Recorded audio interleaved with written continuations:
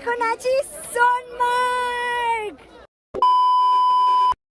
সকাল 8টা নাগাদ আমরা বেরিয়ে পড়ি শ্রীনগর থেকে সোনমার্গের উদ্দেশ্যে। আর এটা হলো সোনমার্গের রাস্তা।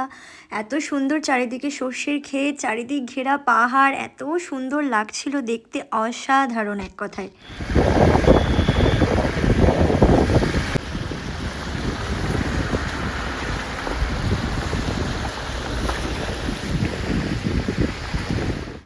তো এখন আছি সোনমার্গ।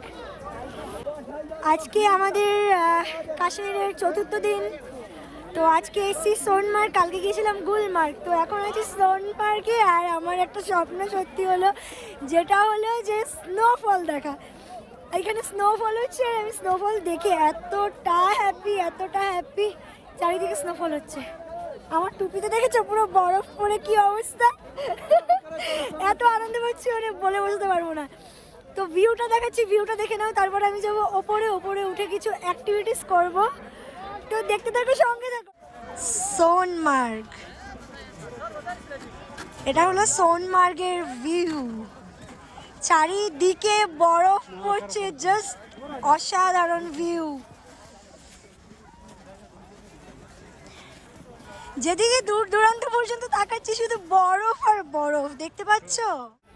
তো স্নোফল হচ্ছে, এটা ভিউ। চারিদিকে দেখো পুরো সাদা হয়ে গেছে স্নো পরে, আমার টুপিতে পুরো স্নো পরে সাদা।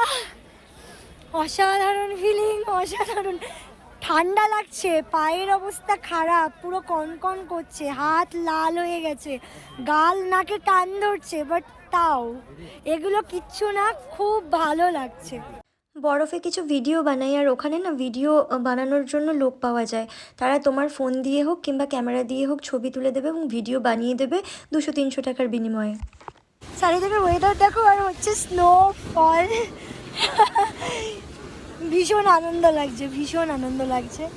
তো চারিদিক পুরো সাদা হয়ে গেছে, সাদা চারিদিক। এগুলো কিন্তু স্নো পড়ছে। তো কি বলবো, যে মানে সত্যি, মানে কাশ্মীর যে ভূস্বর্গ বলে, কেন বলে, এটাকেই বলে। না দেখলে চক্ষু সে বোঝা যায় না।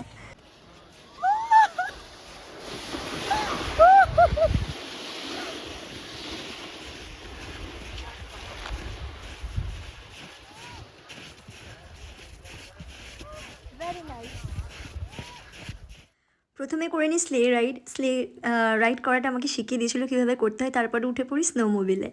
তো এইভাবে এক্সপ্লোর করে নিই, অনেক দূর পর্যন্ত নিয়ে গিয়েছিলো। আর যেদিকে তাকাচ্ছিলাম সেদিকে শুধু বরফ আর বরফ, বরফ আর বরফ।